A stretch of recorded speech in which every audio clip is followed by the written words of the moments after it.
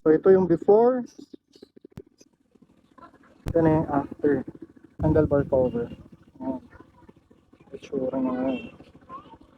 Nakatago pa rin yung ano natin. Ayan siya mga boss.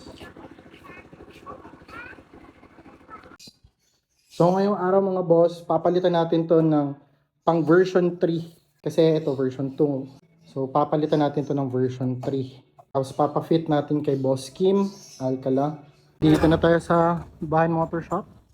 Yan si Boss Kim. Boss Kim, let's go! Yan.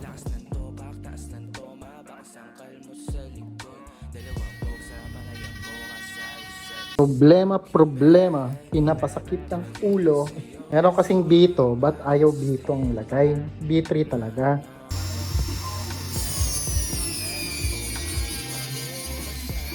Yung boss, kung ayaw nyo sumakit ang ulo nyo mga boss, huwag nyo na subukan. Sasakit lang ulo nyo. Pero kung gusto nyo talaga, yan yung fitment. Yan yung itsura niya. Ayun, malapit na pong mabaliw si Boss Kim. Hindi niya na po alam ano nangyayari. Thank you, Boss Kim. Hop, fitment check. So, ayan na siya guys. Ito na yung V3 na handlebar cover na nakamount sa V2 na unit. Ayan, yung itsura niya. So, ang i-consider nyo lang, medyo may tatabasin lang talaga para maisog dito yung sa mount dun sa S1. Kung naka S1 kayo. Tapos ito, nakita ko dapat, ang gagamitin daw na left handle switch dito is yung pang V3 na. Kasi mas malapad yun siya. So, i-consider nyo lang na magkakaroon siya ng gap dito. Para hindi siya magkaroon ng gap, pwede nyong butasan itong handlebar na to. Pwede nyo siyang butasan iusog nyo dito na part.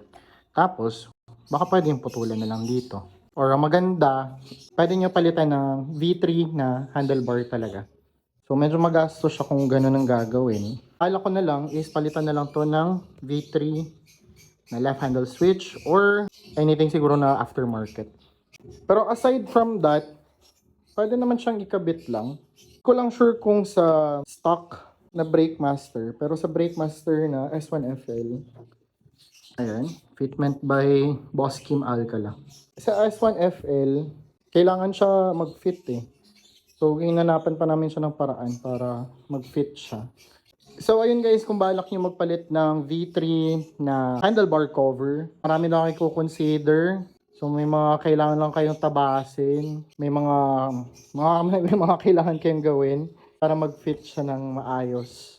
So, hindi siya plug and play. Kailangan ko lang lagyan ng emblem. Sulit ba siya? Para sa akin, sulit. Masaya ako sa resulta. So, ito lang. Kailangan may gap lang siya. Sa harap, di siya pansin kasi natatabunan ng brake master. Pero kung sa akin, sulit. Itong garnish yung mahirap hanapin.